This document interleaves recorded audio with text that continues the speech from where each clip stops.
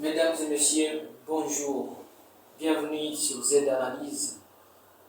Pour ce nouveau numéro, nous avons choisi un autre sujet politique. Il s'agit de la déclaration du président de l'Assemblée nationale, M. Vital Kamerhe, lors de la clôture de la session parlementaire de mars 2024. Soit le 15 juin 2024, a déclaré que les députés nationaux touchent, tout avantage confondu, 14 millions de francs congolais, soit 5 000 $ américains. Vous vous rappelez du tollé qu'il y a eu tout au long de la législature passée quant à ce qui est du traitement salarial des députés nationaux en République démocratique du Congo. Des opposants sont montés au créneau pour dénoncer un traitement excessif des députés, avançant les chiffres de 21 000 $ américains comme traitement salarial, tout avantage inclus.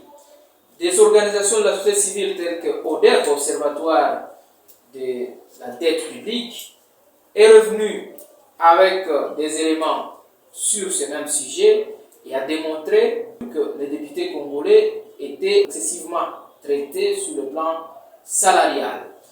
Ils ont présenté, les députés de l'opposition et les organisations de la société civile, des rubriques qui font que les salaires des députés ou leur traitement salarial soient élevés.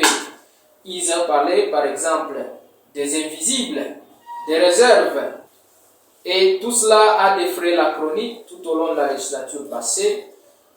Mais M. Kamerhe nous dit que les traitements salariales des députés nationaux reviennent à 5 000 $, tout avantage confondu.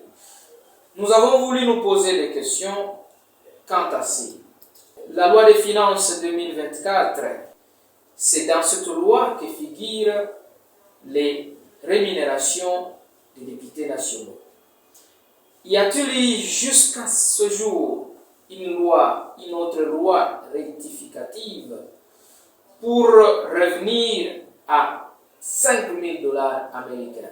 Cela reste une question qu'on se pose parce qu'on ne peut pas réduire ou, tel qu'il l'a dit, diviser en deux les salaires des députés nationaux alors qu'il n'y a pas une loi rectificative de la loi des finances qui définit aujourd'hui leur traitement salarial.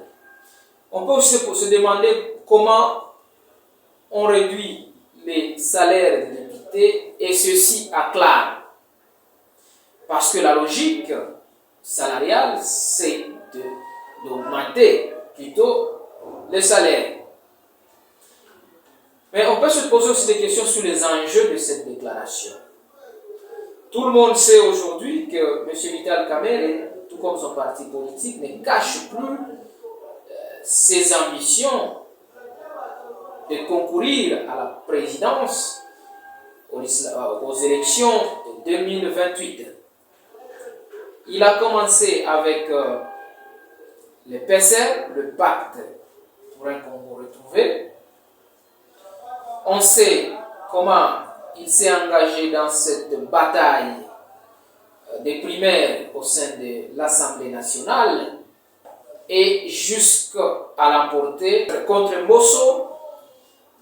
Ce sont des signes qui montrent que M. Vital Kamerhe a d'autres ambitions et ces ambitions sont de concourir à l'élection présidentielle de 2028. Est-ce que cette déclaration ne serait pas une manière ratée pour lui de laver l'image du Parlement tout en se donnant une certaine santé politique dans l'espoir d'influencer l'électorat en 2028? Ce sont des questions que nous nous posons parce que ceux qui ont dénoncé les traitements salariales excessifs des parlementaires, ce sont des parlementaires eux-mêmes et des organisations sérieuses qui ont enquêté là-dessus et dire que ce salaire a été divisé en deux sans qu'il y ait une loi rectificative serait en tout cas une contre-vérité.